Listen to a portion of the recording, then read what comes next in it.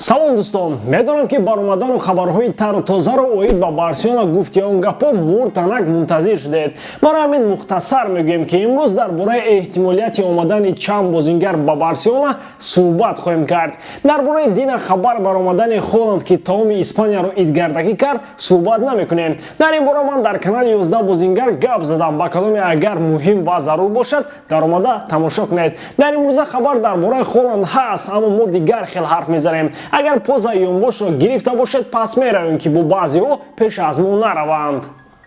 Дӯстон, инро ҳамаи мо интизор будем. Рӯзи 5 апрел аллакай дастаи дӯстдоштаамон Барса дар майдони КАНАЛ Валидадидро пешвоз мегирад ва дӯстони мо аз адини кисбе дар ин рақобат коэффициентҳои баландро пешниҳод мекунад. Масалан, ман дар он ставка хоҳам кард ки дар якум тайм ҳадиаққал 2 гол зада мешавад. Шумо бошад интихоботонро худатон кунед ва ногуфта намонад. Ба ссилкаи КОМЕНТАРИЯ БУДА дароед ва бо промокоди BARSATG дар аввалин ставка кардагиатон соҳиби $100 гардед. Имконияти хуби пулкоркуниро аз даст надиҳед. Месси боз якум шуд. Шояд дигар касе ба ҳайрат намеояд ки Лионел Месси дар ягон мусобиқаи якум шаваду боз ягон рекорди дигарро шиканад. Охир ин ба як чизи маъмулӣ барои бозингари аргентинӣ баробар шудааст. Ба ҳамин тартиб аз рӯи фарзияи маркази тадқиқотии CS Football Observatory ки радабандии бозингарони 5 тоби Лигаи Аврупоро барои 3 моҳи гузашта ба огузорӣ кардааст, Лионел Месси дар мақоми аввал ҷо гирифт. гуфта мешавад ки ин марказ барои ҳисоби манфиати овардаи бозингарон навобаста аз мавқеи бозингаринияшон дар майдон аз 1 январи соли 2021 миёни 98 клуби аврупоӣ усули вожаеро роҳандозӣ намудааст. Дар ин рӯйхат бозингароне шомил шуданд ки дар ин марҳила аз 2 то 3% вақтро дар майдон сипарӣ карданд. Ба ҳамин тартиб вақти бештари бозӣ ва манфиати оварда ба капитани Барселона Лионел Месси тааллуқ дорад. Бозингари аргентин 998 дақиқа бозӣ кардааст ки коэффициенти ӯ 99.5 аз 100-ро ташкил мекунад. Мақоми дуюмро Роберт Левандовски аз Бавария бо 1106 дақиқа ва коэффициенти 89.5 ва Жоржино аз Челси бо 799 дақиқа ва коэффициенти 89.5 ишғол карданд. ҷои чорум бошад дар ин рӯйхат ба муҳофизатгари Манчестер Сити Рубен Диаш бо 1335 дақиқа ва коэффициенти 89.4 расидааст. ҳамлагари Ювентус Криштиано Роналдо ҳамагӣ ҷои панҷумро ишғол намуд. ӯ дар ин муддат 1191 дақиқаро дар майдон гузаронида соҳиби 89.3 коэффициенти фоиданок шудааст. роҳбарияти Барселона завқманди харидории Серхио Агуэро мебошад ва пеш аз ҳама Жоан Лапорта бо харидории ин бозингари аргентинӣ асосии дастаро дар ҳайат нигоҳ дошта нест. Гап сари ин ки Месси бо Серхио хело муносибати хуб дорад ва Лапорта боварӣ дорад ки омадани Агуэро рафтани Мессиро ба таърих мегузорад. ҳанӯз аз рӯзҳои аввали интихоб шуданаш ба маснади президентӣ Жоан Лапорта баён карда буд ки бо ҳар роҳ восита Мессиро дар даста нигоҳ медорад ки яке аз ин воситаҳо ин овардани Агуэро мебошад. Ананиро мегӯянд Черес.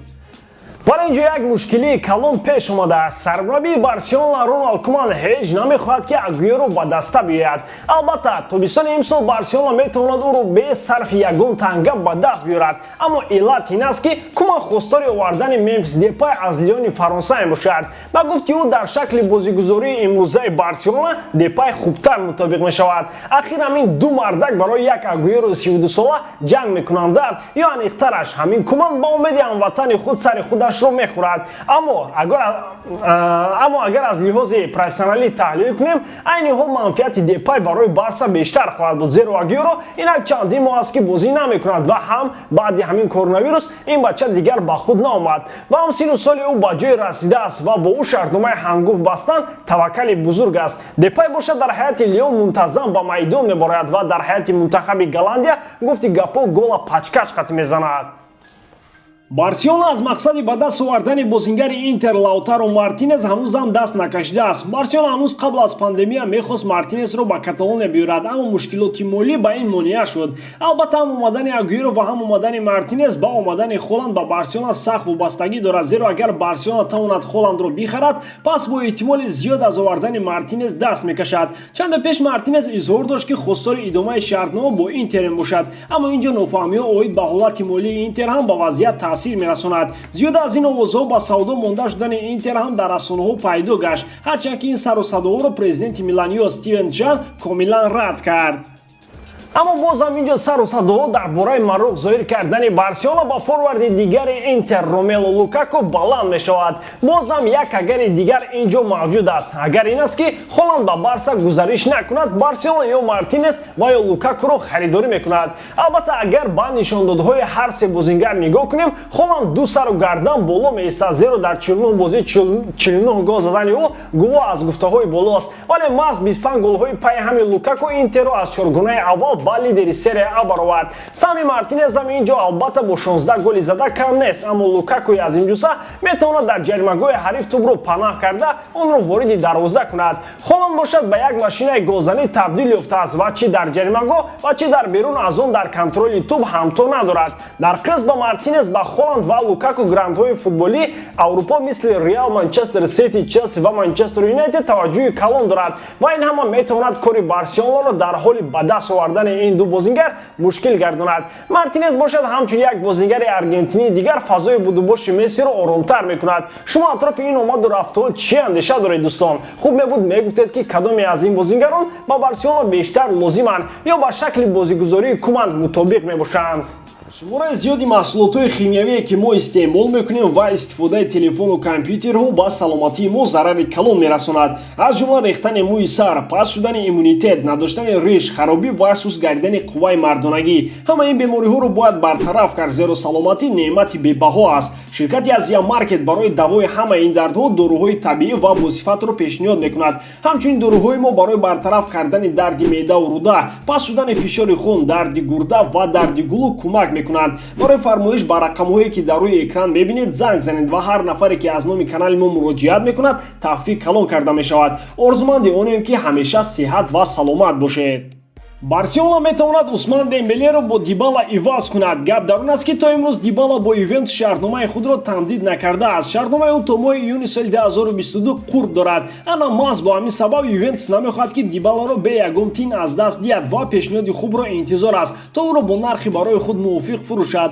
انا عیناً در چنین وضعیت عثمان дембеле و بارسلونا قرار دارند. برای همین احتمالیت عوض شدن این دو بازیگر موجود است. اگر چنین با قول علیش بدرک به میان آید کی برد میکند؟ البته عثمان дембеле یکی از بازیگران کلیدی بارسلونا باشد، اما اگر هلند، لوکاکو، مارتینز و اخیراً دیبالا با بارسا گزارش کنند، پس گفتی روسا استوپدو جای عثمان در حیات تنگ می شود. در این صورت رفتنش با یوونتوس خوب است و هم بارسلونا عنقریب چیزی بای نمیدهد. ولی اگر بازم در حال موجودیت رونالدو و ماراتا در یوونتوس با بازیگر حیاتی اساسی تبدیل یافتن дембеле رو خدا میداند. اکنون بیاید با آمدن دیبالا یک نظر کنیم. اگر هلند، مسی و گریزمان در دسته باشند، پس با گمان غالب دیبالا و گریزمان گاه یکدیگر رو در میدان عوض میکنند. یعنی دیبالا هم در بارسلونا با بازیگر حیاتی اساسی تبدیل نمییابد. یوونتوس باشد از این رفتن و موجودیت همکنون дембеле قریب چیزی بای نمیدهد. اینجا فقط پهلوهای مالی شرطنامه این دو رو میتوان بررسی نمود که با دستای احتمالی خود با کدام مهلت شرطنامه بسته چقدر پول میگیرند. اما این است مسئله اصلی و اصولی. خوب شما چی اندیشه دارید دوستان؟ آیا همین دیبالا با بارسلونا در کار است یا از رفتن عثمان дембеле بارسا چی رو از دست میدهد؟ اندیشه خود رو نویسید و ما حتما اون رو به جای لازمه میرسونیم. یکی دیدی که گپ ما و شما رو هم با اینوبت میگیرند و دنیا گلستان میشود. با همین برای امروز تمام. در هم حالت بارسلونا رو دوست دارید و کانال بارسا رو دستگیری کنید. دستگیری شما پیشروی ما. با شما بود محمد گایروف. خیر در پناه